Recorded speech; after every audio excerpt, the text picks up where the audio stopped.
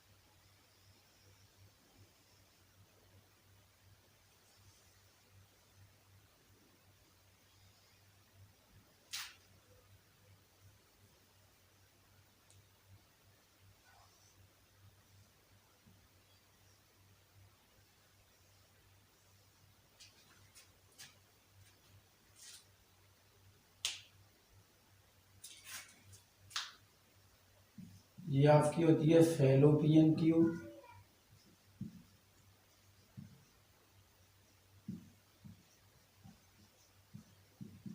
या फैलोपियन नलिका। ये आपकी अंडाशय या फिर ओवेरी। ये आपका हो गया गर्भाशय या फिर यूटेरस।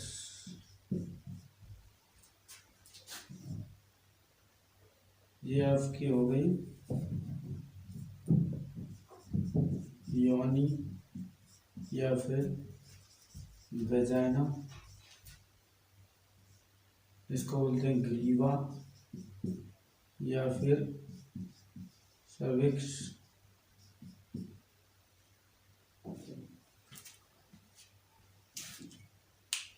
इस प्रकार की लगभग संरचना होती है मादा जनन तंत्र में।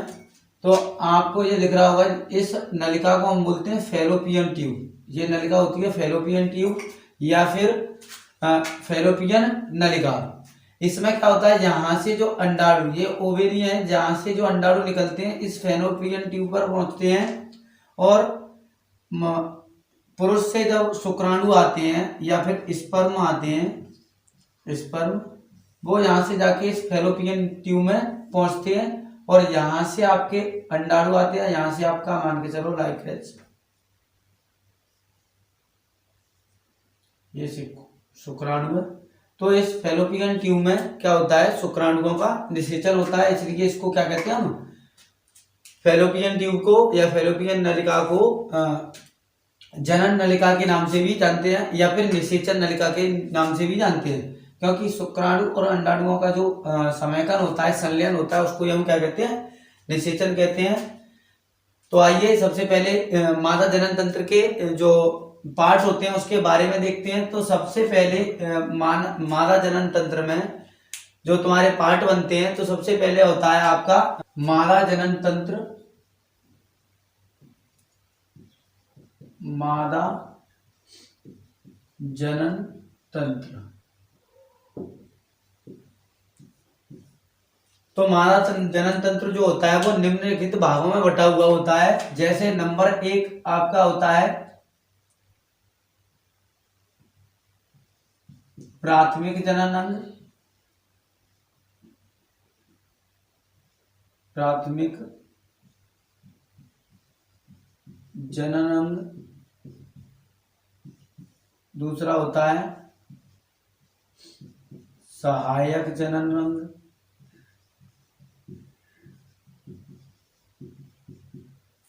और तीसरा होता है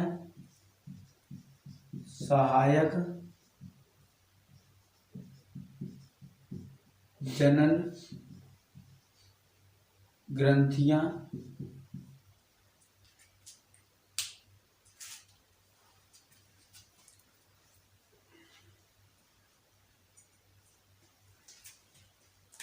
और चौथा आपका होता है स्तन ग्रंथियां।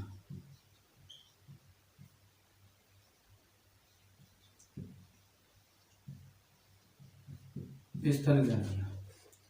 तो प्राथमिक जनन अंग महिला में होता क्या है, मादा में प्राथमिक जनन होता है अंडाशय या फिर ओवरी। तो सबसे पहले हम अंडाशय पर चर्चा करेंगे। अंडाशय क्या होता है, जैसे कि आपको चित्र में दिखाई दे रहा होगा, ये 2 जोड़ी यानी कि एक जोड़ी मनुष्य में क्या होती है, अंडाशय पाए जाते हैं। तो ये अंडाशय की संरचना है। यहाँ से ये क्या है, फैलोपियन ट्यूब द्वारा गर्भाशय से जुड़े होते हैं। यहाँ से आपका एग रिलीज होता है, वो आपका फैलोपियन ट्यूब में पहुंचता है और स्पर्म के द्वारा निषेचित हो जाता है। यदि स्पर्म के द्वारा निषेचित नहीं होता है तो वो क्या होता है, धीमे धीमे करके नष्ट हो जाता है, और नष्ट होने के बाद योनि भाग से होता हुआ बाहर निकाल दिया जाता है। उसके बारे में हम आगे चर्चा करेंगे, जैसा कि उसको हम बोलते हैं मेंस्ट्रुअल साइकिल। क्या बोलते हैं, मेंस्ट्रुअल साइकिल या फिर एमसी के नाम से जानते हैं। इसके बारे में आगे हम चर्चा करेंगे, वहां पे मैं आपको थोड़ा डिटेल में बता दूंगा।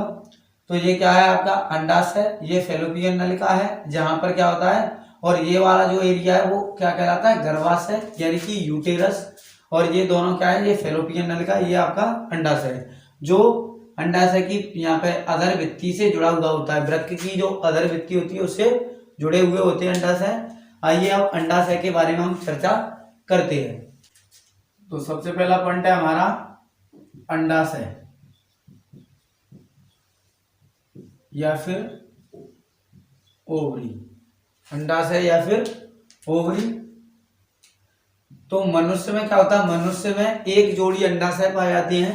मनुष्य में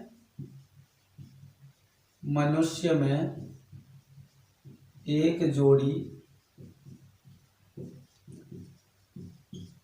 अंडाशय पाए जाते हैं जो उदर गुहा में, जो उदर गुहा में वृक्क की भित्ति से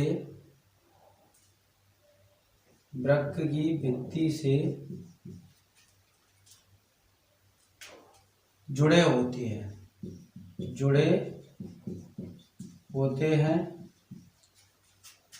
जिन तंतुओं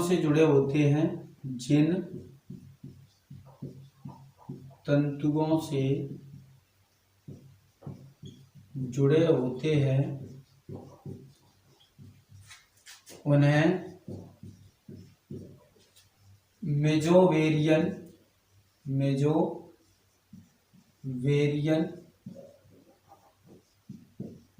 तंतु कहते हैं। तो अंडाशय क्या होते हैं? मनुष्य में 2 जोड़ी होते हैं और अंडाशय उदर गुहा में वृक्क की भित्ति से जुड़े होते हैं। जिन तंतुओं से ये जुड़े होते हैं उन्हें हम क्या कहते हैं? मेजोवेरियन तंतु कहते हैं। जैसा कि आपको मैंने अभी चित्र से समझाया था, फिर एक बार देख लो।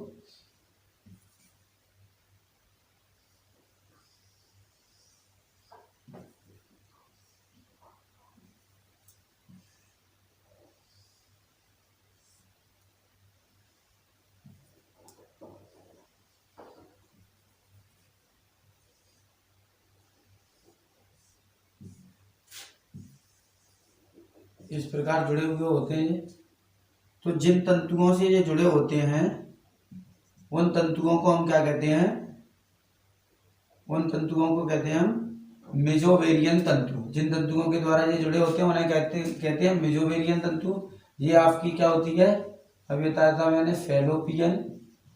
फैलोपियन नलिका, ये आपके ओवरी यानी कि अंडाशय,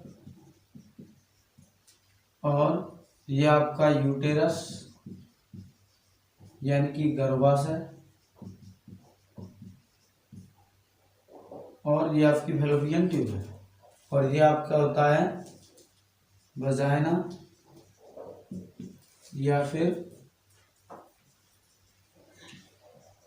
योनि, और यहाँ के बीच वाले पार्ट को बोलते हैं ग्रीवा या फिर सर्विक्स। ये पार्ट होते हैं। तो सबसे पहले हम किसके बारे में चर्चा कर रहे हैं? प्राथमिक जनन अंग होता है। जिस प्रकार पुरुष में क्या होते हैं? वृषण होते हैं, उसी प्रकार मादा में क्या होते हैं? अंडाशय होते हैं। जिस प्रकार पुरुष में अंडाशय यानी कि जो वृषण होते हैं वो 2 होते हैं, एक जोड़ी होते हैं। वो उदर गुहा में कहाँ पर? स्क्रोटम या फिर उदर गुहा के बाहर स्थित होते हैं। स्क्रोटम कोश में, स्क्रोटम झिल्ली में जिसमें वो रहते हैं उसको बोलते हैं। और अंडाशय जो है वो कहाँ होते हैं? उदर गुहा में वृक्क की भित्ति से जुड़े हुए होते हैं। जिन तंतुओं से ये अटैच होते हैं यानी कि जुड़े हुए होते हैं यहाँ पे जिन तंतुओं से, उनको हम मेजोवेरियन तंतु कहते हैं। अब देखते हैं अंडाशय की आंतरिक संरचना क्या होती है। अंडाशय की आंतरिक संरचना, अंडाशय की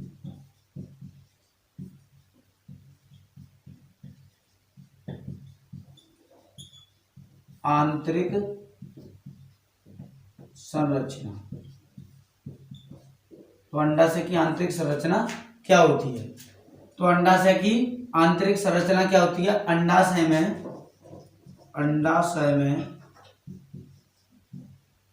संयोजी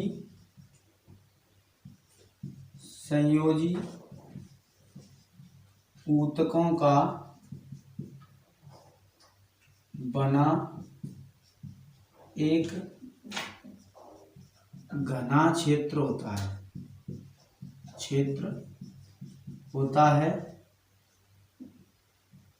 जिसे घना क्षेत्र होता है जिसे स्ट्रोमा कहते हैं। क्या कहते हैं? स्ट्रोमा कहते हैं।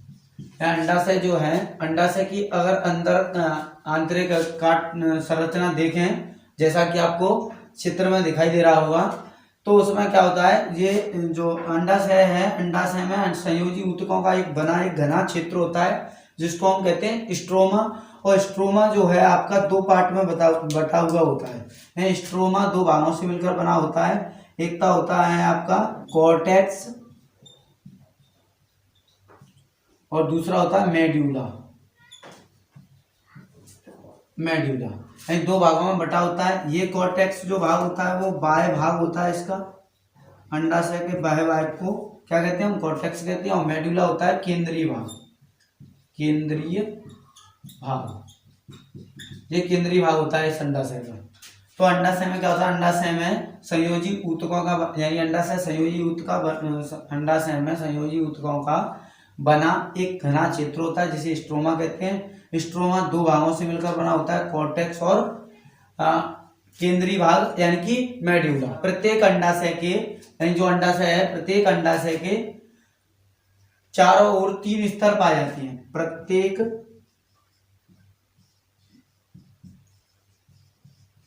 अंडाशय के चारों ओर 3 स्तर पाए जाते हैं। पहला होता है आपका बाह्य, पहला होता है बाह्य जिसको हम कहते हैं ट्यूनिका एल्ब्यूजिनिया।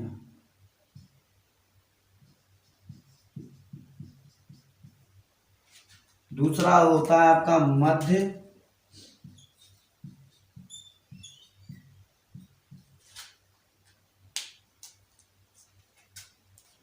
जिसको कहते हैं जनन उपकला।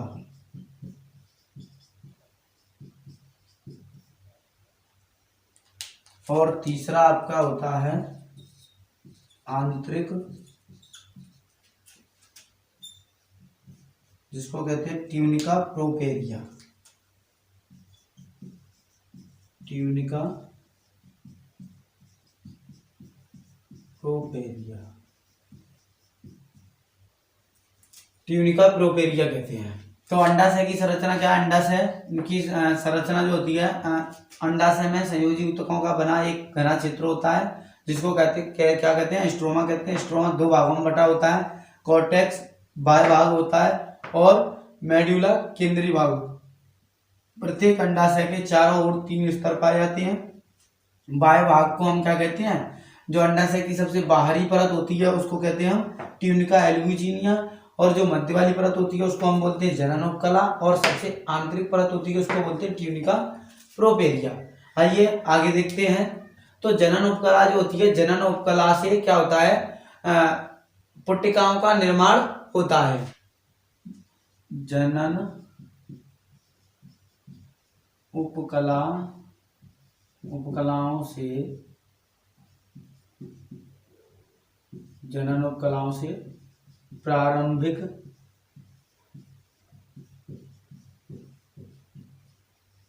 पुट्टिकाओं का निर्माण होता है। जनन उपकलाओं से क्या होता है, प्रारंभिक पुट्टिकाओं का निर्माण होता है और इन पुट्टिकाओं में निरंतर विभाजन होता रहता है। इन पुट्टिकाओं में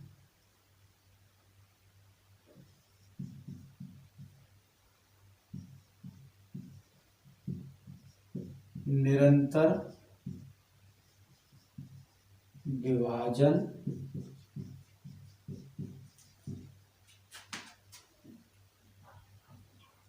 होता रहता है और इनमें से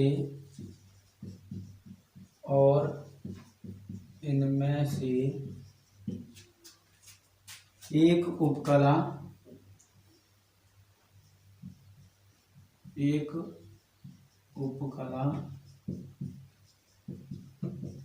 बड़ी हो जाती है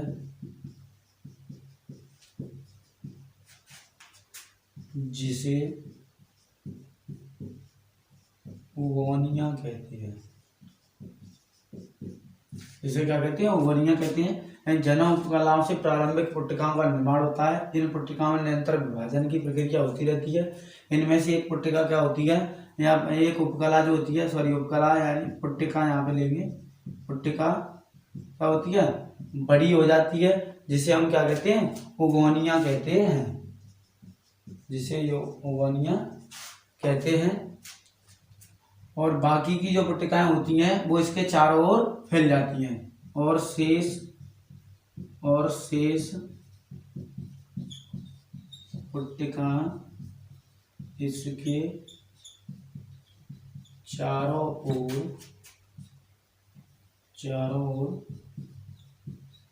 व्यवस्थित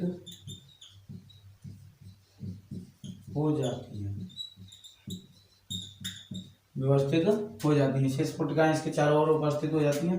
यह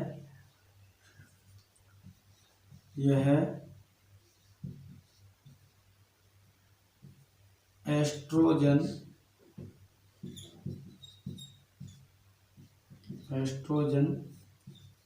का श्रावण करती हैं। एस्ट्रोजन का क्या करती हैं? श्रावण करती हैं। ये पुट्टिकाएं होती हैं, यही क्या करती हैं? एस्ट्रोजन जो हार्मोन होता है उसको प्रभावित श्रावण करती हैं। और जैसे कि मनुष्य में एंड्रोजन हार्मोन टेस्टेज से निकलता है और ओवेरी से मादा में कौन सा हार्मोन निकलता है? एस्ट्रोजन निकलता है।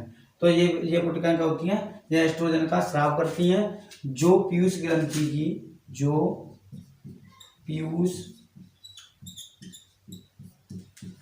ग्रंथि FHS इसको बोलते हैं फॉलिकल प्रेरक हार्मोन्स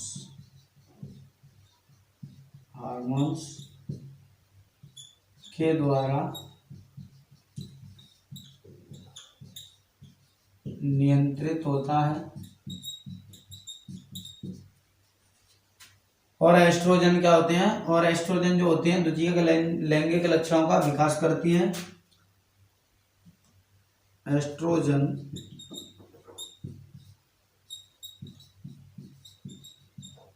द्वितीयक लैंगिक लक्षणों का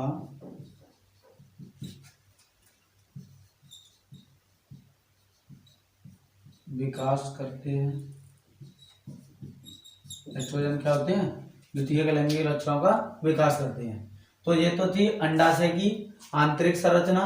अंडाशय क्या होते हैं? अंडाशय मनुष्य में एक जोड़ी पाए जाते हैं, यानी कि एक दायां एक बायां अंडाशय होता है, 2 अंडाशय होते हैं। और अंडाशय में क्या होता है? अंडाशय जो होते हैं वो जनन उपकलाओं से, उनमें क्या होता है? 3 स्तरों से बने हुए होते हैं। बाह्य स्तर को ट्यूनिका एल्ब्यूजिनिया कहते हैं, मध्य को जनन उपकला कहते हैं, और उस जनन उपकलाओं से ही प्रारंभिक पुट्टिकाओं का निर्माण होता है। इन पुट्टिकाओं से में निरंतर विभाजन होता रहता है और इनमें से एक पुट्टिका क्या हो जाती है? बड़ी हो जाती है, जिसे ओवनिया कहते हैं। और शेष पुट्टिकाएं इसके चारों ओर क्या होती हैं? व्यवस्थित हो जाती हैं। यह एस्ट्रोजन का श्रावण करती हैं, जो पीयूष ग्रंथि के FHS या फिर फॉलिकल प्रेरक हार्मोन्स के द्वारा नियंत्रित होता है। एस्ट्रोजन का काम क्या होता है? द्वितीयक लैंगिक लक्षणों का विकास करना होता है, यानी मादा में द्वितीयक लैंगिक लक्षण होते हैं उनका विकास करना होता है। और इनमें ग्राफियन जो पुट्टिकाएं होती हैं, ग्राफियन पुट्टिकाएं, और इनमें ग्राफियन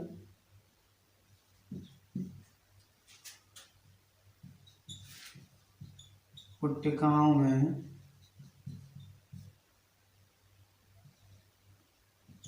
अर्धसूत्री विभाजन होता है, यानी जो इनमें ग्राफियन पुट्टिकाएं पाई जाती हैं उनमें अर्धसूत्री विभाजन होता है और इससे क्या करती हैं? ये कॉर्पस ल्यूटियम बनाती हैं, विभाजन होता है जिससे ये कॉर्पस ल्यूटियम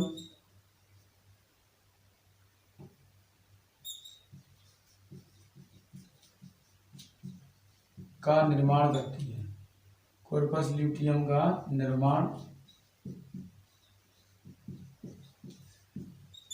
करती है। इनमें ग्राफियन पुट्टिका होती हैं, उनमें अर्धसूत्री विभाजन होता है जिससे ये कॉर्पस ल्यूटियम का निर्माण करती है।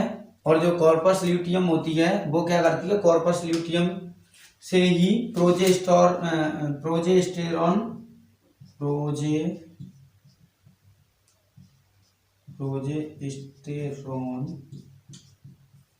हार्मोन निकलता है, हार्मोन निकलता है या उसका स्रावन करती है।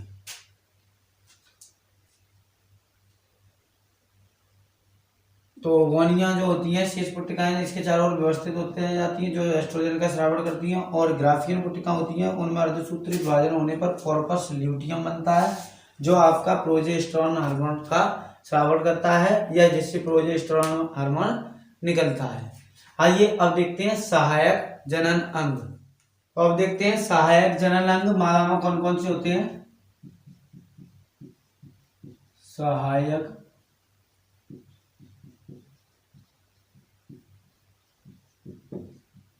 जनन अंग, तो सहायक जनन अंग मादा में कौन कौन से पाए जाते हैं। नंबर 1 पाया जाता है आपका अंडवाहिनियां, अंडवाहिनियां जिन्हें ओविडक्ट कहते हैं। दूसरा आपका होता है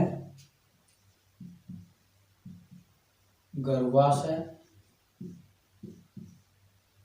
या फिर यूटेरस। तीसरा आपका होता है योनि या फिर वजाइना। और बाह्य जननांग, बाह्य जननांग और बाह्य जननांग होते हैं। तो सबसे पहले हम अंडवाहिनियों पर चर्चा करेंगे। अंडवाहिनियां क्या होती हैं। अंडवाहिनियां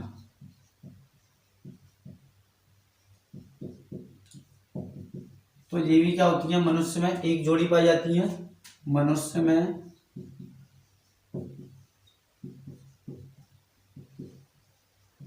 एक जोड़ी पाई जाती है जो क्या होती है, जो प्रत्येक अंडाशय से, जो प्रत्येक अंडाशय से जुड़ी होती हैं, जो प्रत्येक अंडाशय से जुड़ी होती है। इनकी लंबाई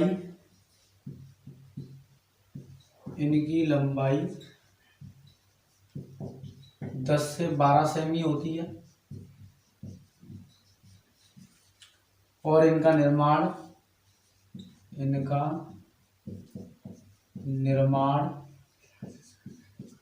भ्रूण की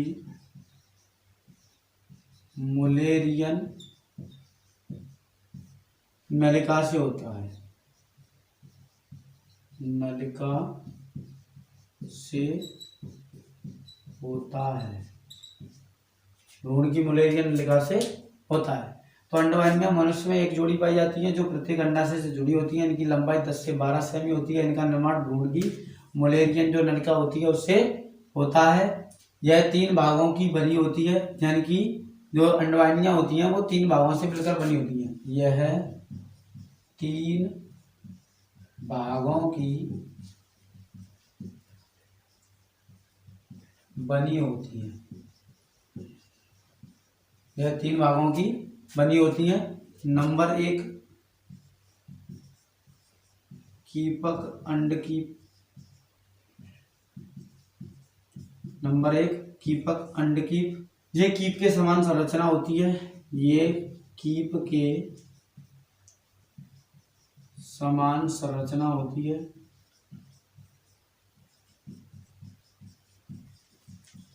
ये कीप के समान क्या होती है, संरचना होती है।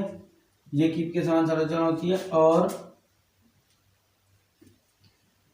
इन्हें इनफंडीबुलम भी कहते हैं, इनफंडिबुलम भी कहते हैं। इसके मध्य में अंडाणुओं के प्रवेश के लिए एक छिद्र होता है। अंड की पक जो होती है उनमें क्या होता है, इसके मध्य में, बीच में, इसके मध्य में अंडाणु के प्रवेश के लिए एक छिद्र होता है।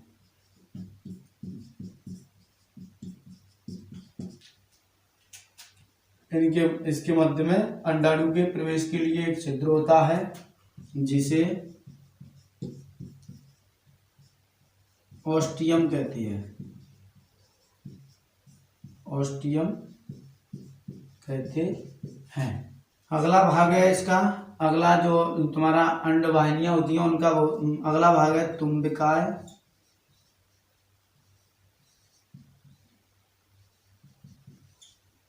एम्प्यूला,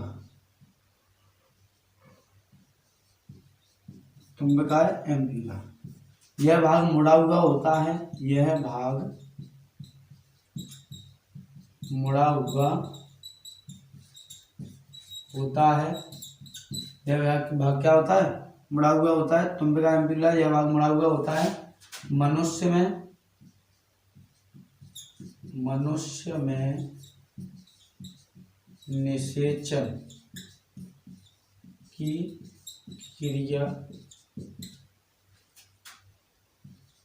यहाँ भी होती है, यहाँ भी होती है।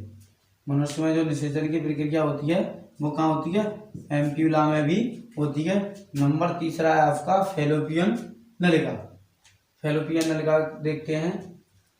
अब तीसरा भाग जो होता है अंडवाहिनियों का, यानी कि अंडवाहिनियों का जो तीसरा भाग होता है उसको बोलते हैं फैलोपियन नलिका। फैलोपियन नलिका, फैलोपियन नलिका।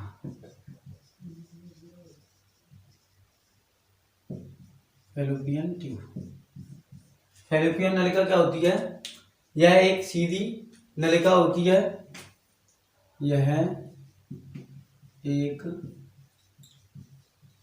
सीधी नलिका होती है जो पीछे की ओर से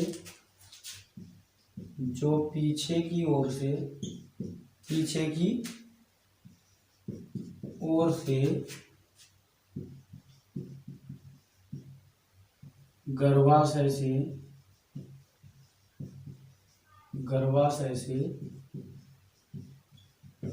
जुड़ी होती है। जो पीछे की ओर से क्या होती है, गर्भाशय से जुड़ी होती है।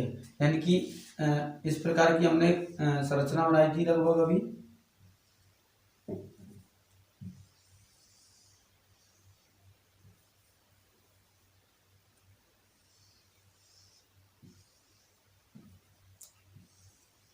तो इसको बोलते हैं फैलोपियन नलिका। और ये होता है आपका गर्भाशय। ये क्या होता है, गर्भाशय होता है। ये आपके अंडाणु आ गए, ये इस प्रकार यहाँ से जुड़े हुए।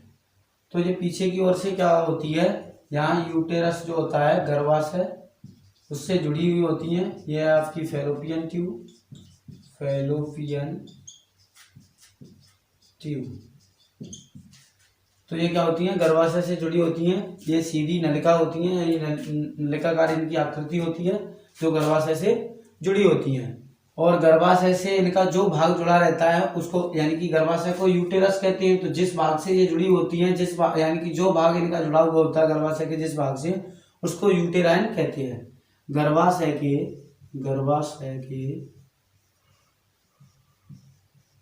जिस भाग से जुड़ी होती है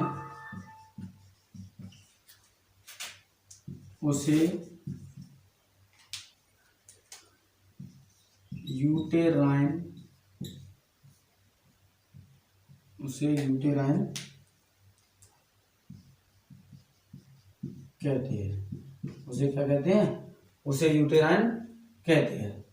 फैलोपियन नलिका में निषेचन होने के कारण इसे निषेचन नलिका भी कहते हैं। फैलोपियन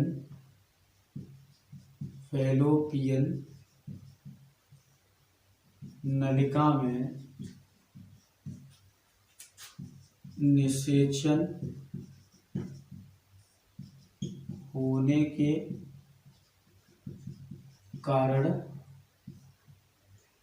निषेचन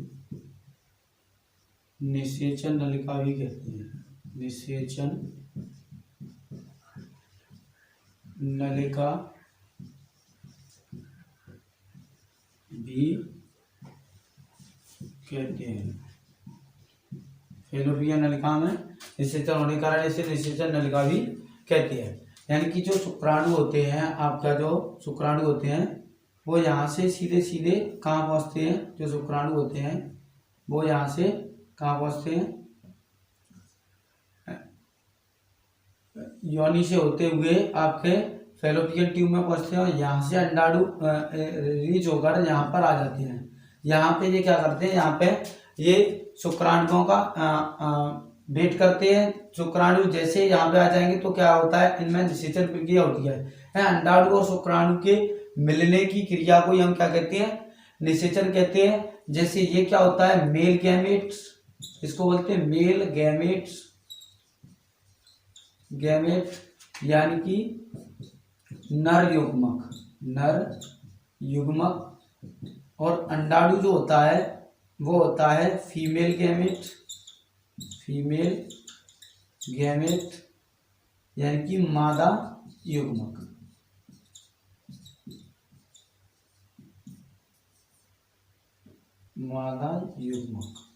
और इसके बारे में हम फर्स्ट वाले चैप्टर में आपको बता ही चुके हैं निषेचन क्या होता है। तो निषेचन नर व मादा युग्मक के मिलने की क्रिया ही क्या कहलाती है, निषेचन कहलाती है।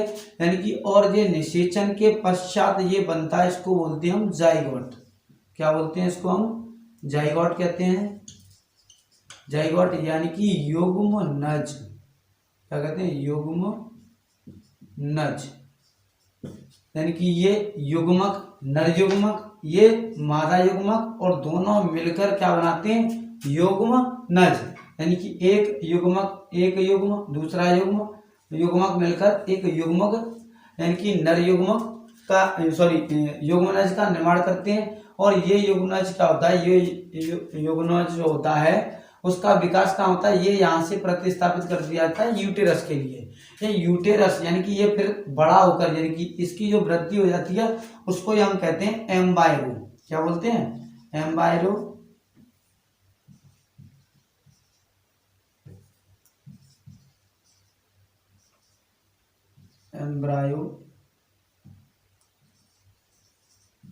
एम्ब्रायो यानी कि भ्रूण, क्या बोलते हैं, भ्रूण। तो ये भ्रूण का विकास कहाँ होता है, भ्रूण का विकास होता है आपका कहाँ पे, गर्भाशय में। भ्रूण का विकास कहाँ होता है, गर्भाशय में होता है। और गर्भाशय में इसका विकास कब तक होता है, इसका विकास होता है आपका 9 मंथ तक, यानी कि 9 माह तक। भ्रूण का विकास कितने महीने तक होता है, 9 महीने तक होता है। अब एक क्वेश्चन यहाँ से ये बनता है कि टेस्ट ट्यूब बेबी, यानी कि आपने सुना होगा परक नली शिशु। परक नली शिशु क्या होता है, परक नली शिशु के बारे में मैं बता दूं। परक नली शिशु क्या होता है, मान के चलो किसी मेल है, 2 मेल है, एक मेल है दूसरा फीमेल है। इनमें क्या होता है, इसमें स्पर्म बनना है, और इसमें क्या हो रहा है, इसमें भी ओवम जो है बन रहे हैं। यानी कि ये ओवम होते हैं, ये क्या होते हैं, स्पर्म होते हैं।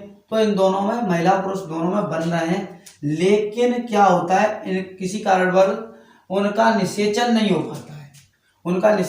हो पाता है। तो क्या होगा, उनकी संतान की उत्पत्ति नहीं होगी। संतान की उत्पत्ति नहीं होगी तो वो क्या करते हैं, वो डॉक्टर के पास जाते हैं। डॉक्टर क्या करता है, मेल से स्पर्म ले लेता है और फीमेल से ओवम ले लेता है। इन दोनों को एक परक नली में क्या करते हैं, वो निषेचित करा देते हैं। इन दोनों को क्या करते हैं, परक नली में निषेचित करा देते हैं। और निषेचन होने के बाद अब देखना, निषेचन क्या होता है, निषेचन होने के बाद परिपक्व होने के लिए तो गर्भाशय ही चाहिए। नहीं, गर्भाशय में भ्रूण का विकास कहाँ होता है, गर्भाशय में होता है। भ्रूण का विकास कहाँ होता है, गर्भाशय में होता है। लेकिन परक नली में तो भ्रूण का विकास होने से रहा, क्योंकि खाना वाना कहाँ से मिलेगा उसको, शिशु को। तो 4 हफ्ते के बाद क्या करते हैं, लगभग 1 से लेकर 4 से लेकर मान के चलो 6 हफ्ते मान सकते हैं हम, 4 से लेकर 6 हफ्ते यानी कि 1 से 1.5 महीने के बाद जब वो भ्रूण यानी कि जब निषेचन हो जाता है और जाइगोट बन के तैयार हो जाता है, तो उसको 4 हफ्ते से लेकर 6 हफ्ते के बीच में यानी 1 से 1.5 महीने के बीच में मादा के गर्भाशय में प्रत्यारोपित कर दिया जाता है। उसको ही हम कहते हैं टेस्ट ट्यूब बेबी। क्या कहते हैं उसको, टेस्ट ट्यूब बेबी। उसको क्या कहते हैं, टेस्ट ट्यूब बेबी, यानी कि परख नली शिशु। क्या बोला जाता है, परख नली शिशु। ये आपका क्वेश्चन काफी बनता है, परख नली शिशु क्या होता है, तो टेस्ट ट्यूब बेबी इस प्रकार होता है। अब देखना एक क्वेश्चन और बनता है यहाँ से, सरोगेट मदर। सरोगेट मदर क्या होती है, तो जिन महिला में क्या होता है, अंडाणु बन रहे हैं और पुरुष में क्या हो रहा है, मेल में स्पर्म बन रहे हैं, लेकिन क्या होता है किसी कारणवश उनका जाइगोट जो है वो भ्रूण है वो ठहर नहीं पा रहा है, यानी कि रुक नहीं पा रहा है, उसकी वृद्धि नहीं हो पाती है।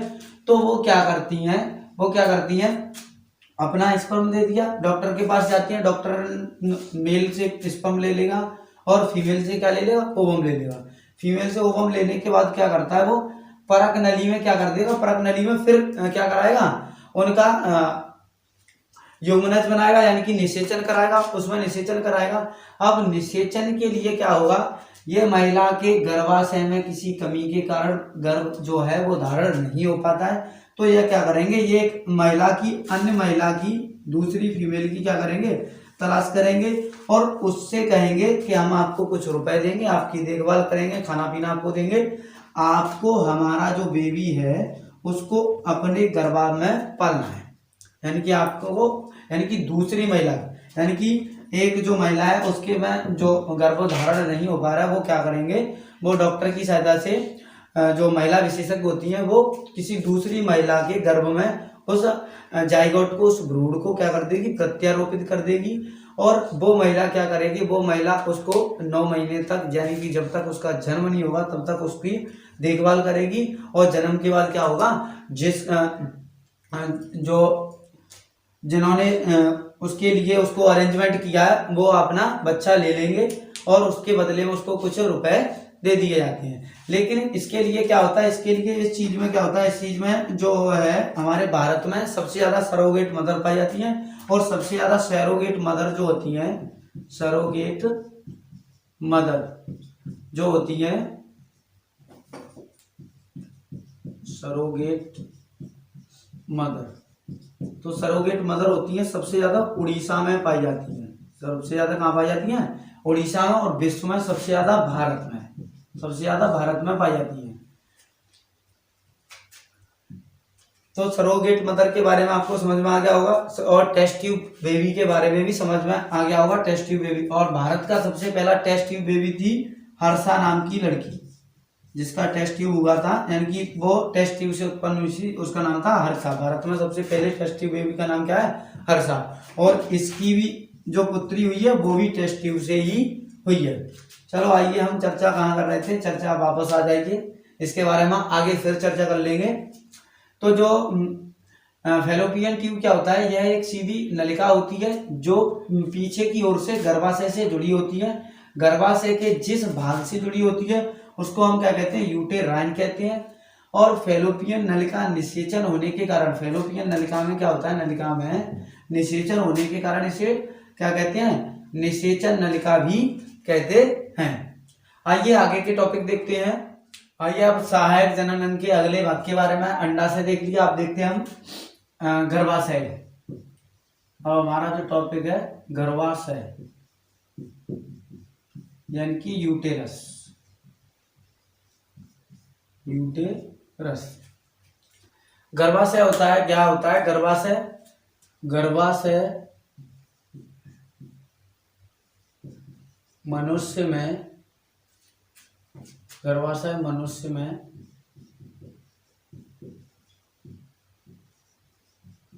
साधारण दो पाए जाते हैं, दो पाए जाते हैं जो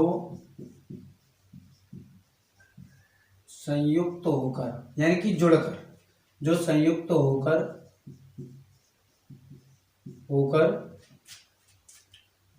जो संयुक्त होकर एक गर्भाशय का निर्माण करते हैं।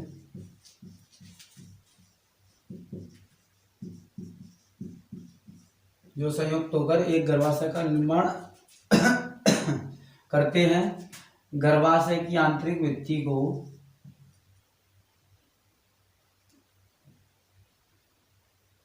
गर्भाशय की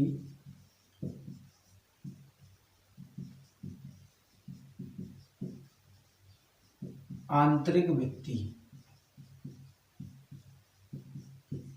को गर्भाशय की आंतरिक भित्ति को एंडोमेट्रियम कहते हैं।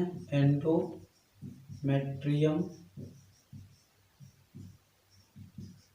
कहते हैं। गर्भाशय की आंतरिक भित्ति को एंडोमेट्रियम कहते हैं। और अंदर की ओर जो मोटा स्तर होता है, अंदर के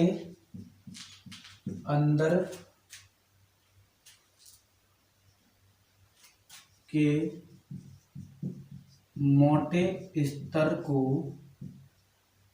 को मायोमेट्रियम कहते हैं। मायोमेट्रियम कहते हैं। जैसे कि अंदर की ओर क्या होता है, इस प्रकार से रचना होती है आपकी।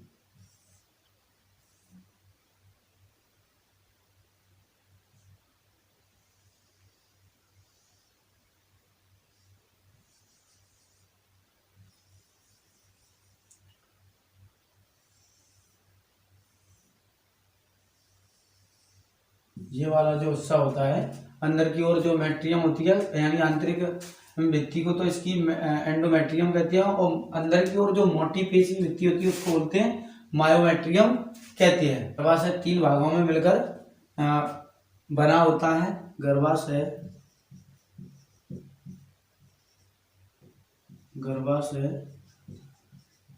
3 भागों से मिलकर बना होता है।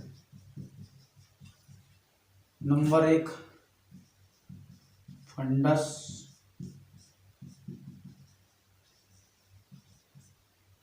नंबर 2 है आपका काय यानी कि बॉडी, नंबर 3 है ग्रीवा, सर्विक्स। ये 3 भाग होते हैं। फंडस जो है यानी कि ये फंडस वाला ये एरिया है, ये वाला ये क्या होता है, फैलोपियन नलिका से जुड़ा होता है। ये फैलोपियन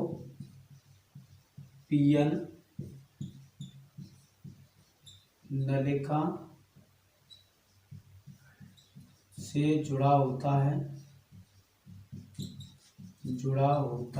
है। और काय ये क्या होता है, ये आंतरिक भाग होता है। आंतरिक भाग होता है। और ये गर्भाशय का अंतिम भाग यहाँ पर, यानी कि इस प्रकार की संरचना यहाँ पे होती है। यहाँ से आपका योनि वाला सिस्टम चालू होता है, यहाँ पे ये होता है। तो ग्रीवा ये क्या होता है, अंतिम भाग होता है। यह है गर्भाशय का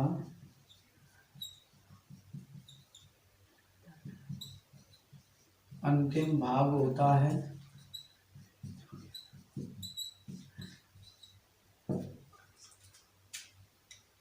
आंतरिक भाग होता है, तो ये आंतरिक भाग होता है, उसको क्या कहते हैं, गर्भाशय के यानी ग्रीवा के आंतरिक भाग को, ग्रीवा के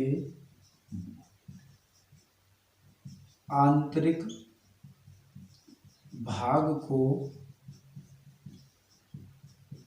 आंतरिक कोश, जैसे कि आपको चित्र में दिख रहा होगा, तथा योनि से जुड़े भाग को बाह्य कोश कहते हैं। योनि से जुड़े भाग को क्या कहते हैं, बाह्य कोश कहते हैं। यानी कि ये वाला जो यहाँ पे योनि वाले हिस्से से भाग जुड़ा होता है उसको बाह्य कोश, और जो अंदर वाला पार्ट होता है गर्भाशय का उसको बोलते हैं आंतरिक कोश। और जो भाग फैलोपियन नलिका से जुड़ा होता है उसको फंडस बोलते हैं। काय में क्या होता है, काय भीतरी जो अंग होता है उसको क्या बोलते हैं, हम काय बोलते हैं। और जो गर्भाशय का सॉरी ये अंतिम भाग नहीं होगा, मुख्य भाग होगा। ये क्या होगा, मुख्य भाग। ये गर्भाशय का मुख्य भाग होता है। क्या सॉरी आंतरिक है यहाँ, ये अंतिम है, ये है मुख्य भाग। मुख्य भाग आपका क्या है, बॉडी मुख्य भाग है। ये मुख्य भाग होता है। गर्भाशय का काम क्या होता है, गर्भाशय का काम होता है भ्रूण का परिवर्धन करना है, विकास करना। भ्रूण का विकास करना, भ्रूण का विकास करना। गर्भाशय क्या होता है, गर्भाशय जो है, गर्भाशय मनुष्य में सामान्यतः दो पाए जाते हैं जो संयुक्त होकर, यानी कि दो गर्भाशय संयुक्त होकर साधारण या साधारण पाए जाते हैं, ऐसे कह सकते हैं, साधारण पाए जाते हैं। दो गर्भाशय दो गर्भाशय संयुक्त होकर एक गर्भाशय का निर्माण करते हैं। गर्भाशय की आंतरिक भित्ति को हम एंडोमेट्रियम कहते हैं और अंदर के मोटे स्तर को मायोमेट्रियम कहते हैं। गर्भाशय तीन भागों से मिलकर बना होता है, तीन भागों में बटा होता है। गर्भाशय के तीन मुख्य भाग होते हैं। पहला होता है फंडस, ये फैलोपियन नलिका से जुड़ा होता है, और काय जो होता है वो इसका मुख्य भाग होता है। ग्रीवा जो होता है यह गर्भाशय का अंतिम भाग होता है, और ग्रीवा के आंतरिक भाग जो अंदर की ओर वाला भाग होता है उसको आंतरिक कोश कहते हैं, और जो भाग योनि से जुड़ा होता है या वजाइना से जुड़ा होता है उसको हम कहते हैं बाह्य कोश। और जो गर्भाशय होता है, गर्भाशय का काम क्या होता है, गर्भाशय का काम होता है भ्रूण का विकास करना। यानी कि जब तक भ्रूण का विकास नहीं होता है, कि जब तक बच्चे का जन्म नहीं होगा तब तक वो उसकी परिपक्व अवस्था, भोजन, खाना पीना सब कहाँ से मिलता है उसको, माँ के गर्भ में मिलता है। अब माँ के गर्भ में आपको पता होना चाहिए किससे मिलता है। एक क्वेश्चन ये भी बनता है, आगे हम चर्चा करेंगे, थोड़ा सा मैं बता रहा हूँ। अपरा या फिर इसको बोलते हैं प्लेसेंटा। क्या बोलते हैं, प्लेसेंटा।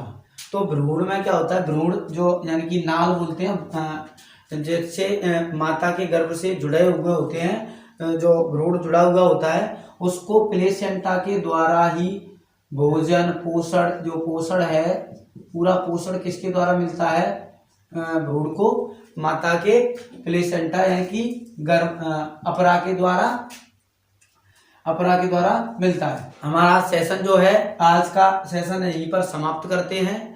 वीडियो आपको कैसा लगा, अच्छा लगे लाइक करें, शेयर करें, कमेंट जरूर करें, और यदि आप हमारे चैनल पर नए हैं तो चैनल को सब्सक्राइब करें, बेल आइकन को प्रेस करें, जिससे हम कोई भी नया वीडियो अपलोड करते हैं उसका नोटिफिकेशन सबसे पहले आपके पास पहुंच जाए।